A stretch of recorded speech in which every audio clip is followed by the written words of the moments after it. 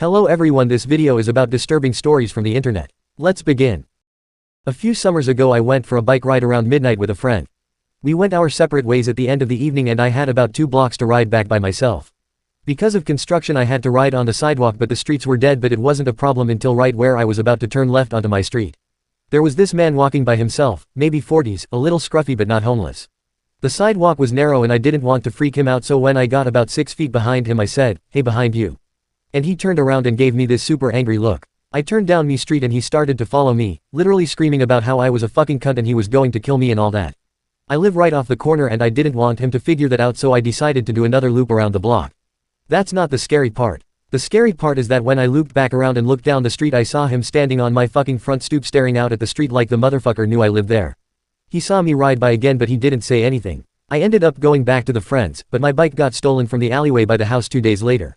Edit. The guy in question was definitely not actually homeless. We have a large population of mentally ill in that area, unfortunately, downtown of a medium-sized city, so if I didn't think the sidewalk was too narrow to pass otherwise I wouldn't have disturbed him. Half the scary part was that he looked pretty much completely normal for my area. That being said, I ended up texting my mom and she made the decision not to notify law enforcement until my bike was stolen. My house sits farther back in the lot than most other houses. It is a strange layout as well. The sidewalk runs the length of the living room and ends at the front porch, which lets into the living room. Large windows that do not open allow great light to get into the living room, but at the cost of no privacy. The rest of my family was on vacation, and having the house to myself, I decided I would get smashed. Well, I pass out on the couch in the living room at about 9, when I realized I was too scared to walk back to my room.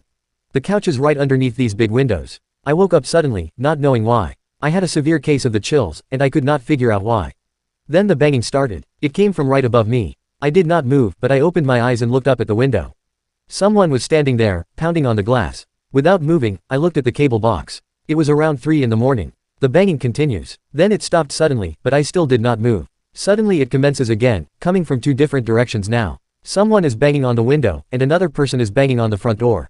They kept doing it, would not go away. Finally, after about 40 minutes they quit. It was the most terrifying event I can recall at the moment. It made me a nervous wreck after that. I called a friend the next day to see if he would come over and stay for the rest of the week, and his response was, "What the F for? So that we can both be murdered in our sleep. Thanks a lot, asshole." When I was about 10, all of my cousins and siblings were over, about 10 of us there. The parents and grandparents were out for an adult dinner. So it was just the kids sitting around watching a few movies when all of a sudden the house shook and there was a large flash coming from the backyard.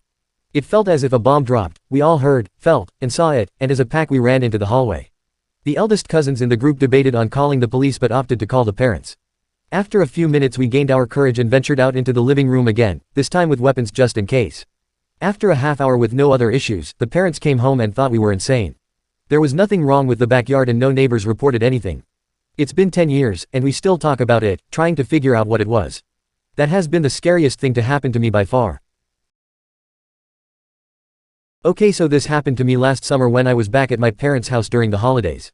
It was around 3 a.m. and I was in my room on my computer when I got a call from my sister. Now that was already a little bit weird since my sister's room is just down the hallway from mine and she could have just came in my room. I went to pick up and the call ended as soon as I reached the phone. I figured that she wanted to speak with me, so I got up and went to her room.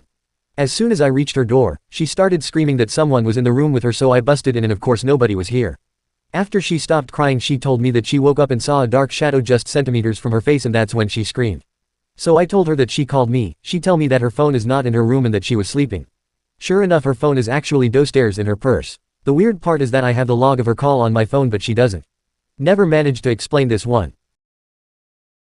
My mother told me this not too long ago, but it happened about 10 years ago now. When my cousin was 17/18 of a year old, she was in a car crash and had died a couple of weeks later in hospital. She was really close to my dad's sister, our aunt, and used to babysit her kids, who were no more older than 4 years old, all the time. Our aunt's house was under construction just before she passed away and it continued on after she passed away. One day my aunt got a phone call while she was at work from one of the construction workers complaining about a teenage girl who keeps showing up at the house and walking around, and that she shows up a number of times during the weeks and it has been happening for a couple of weeks. My aunt asks for a description of the girl to see if she knows her from around the neighborhood, and sure enough the description perfectly matches my cousin who died a few weeks before. Long brown hair, red baseball cap, denim dungarees and a white jacket. When my aunt got home, she showed them a picture of my cousin and that all agreed that it was the girl they seen walking around the site. This story really freaked me out when I heard it because our family was never one to believe in anything paranormal or have anything of the paranormal sort happen to them before.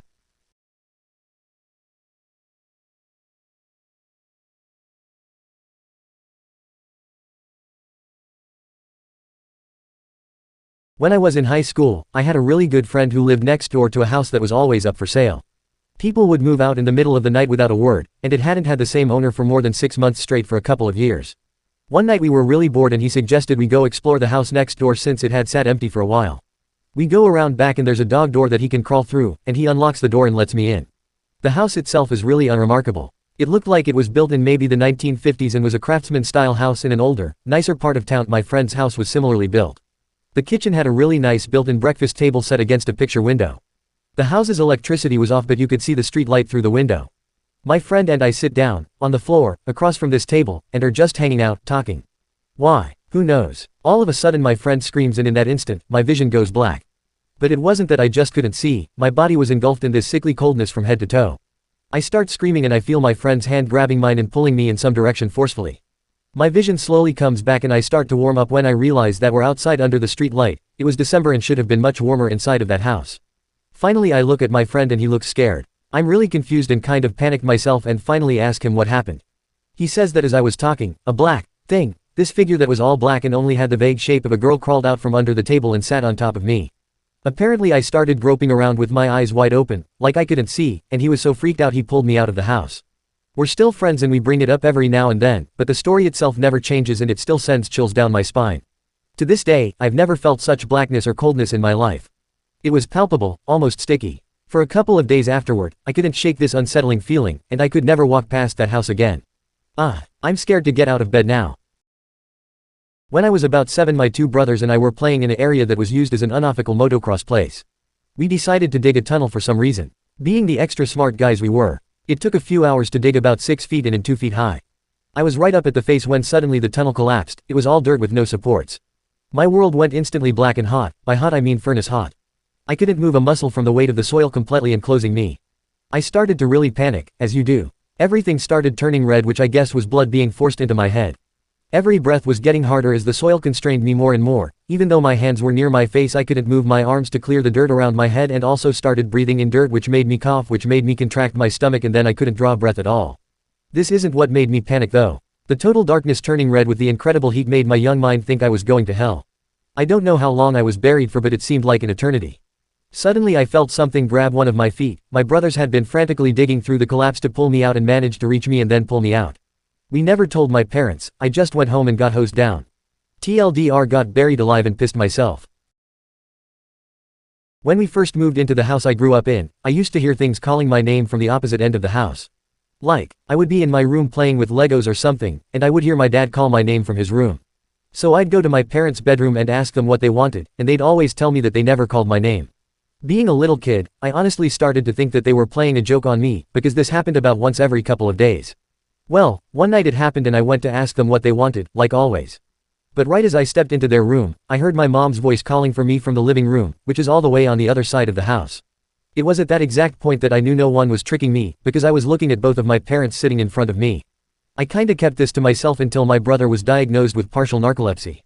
One of the symptoms of narcolepsy is apparently oral hallucinations, so I thought maybe I had it too. Went and got myself checked, completely fine. So I have no idea what was calling my name all those years, and I still hear it at night whenever I come visit and stay over. Okay, this is 100% true. I'm 23 now and this happened about 10 years ago, so I was probably 13 or 14. Anyway, I used to skateboard all the time with my friends Tim and Brandon. One day, we got done skating and we decided to go to 7-Eleven to get some food drinks before we went home. Remember, I was only 13-14, so we weren't driving. We had skated to the 7-Eleven and were planning on walking back home. Anyway, we buy our drinks and we left the store. We walked to the parking lot's exit and prepared to cross the highway. It's not a bust highway, since it's a small town. While we waited for the traffic light to turn red, so that we could cross, I looked behind me at the 7-Eleven gas pumps. I noticed a 40 to 50-year-old man, pumping gas into his white truck. He stared at me and before I knew it, he dropped the gas pump and jumped into his truck. He slammed on the gas and sped straight at my friends and I. He missed us, but he grazed my arm and knocked my skateboard out of my hand. My friend, Brandon, screamed, "WTF. You fucking dick," as the man peeled out and sped into the parking lot next to 7-Eleven. I swear to God, he drove through a ditch which was between 7-Eleven's parking lot and the parking lot he was in and tried to run us over again. This is where it got bad. The three of us started running at full speed, across the highway and toward the local library, which is like 2 to 3 blocks from 7-Eleven. When we were about 1/2 a block away, I looked back and saw the maniac speeding toward us, full of rage. Brandon and Tim ran up to the library doors and I ran towards the woods. It was Sunday, so I knew the library was closed and there was a trail in the woods which led to my backyard. Meanwhile, this maniac peeled into the parking lot and hopped out of his truck.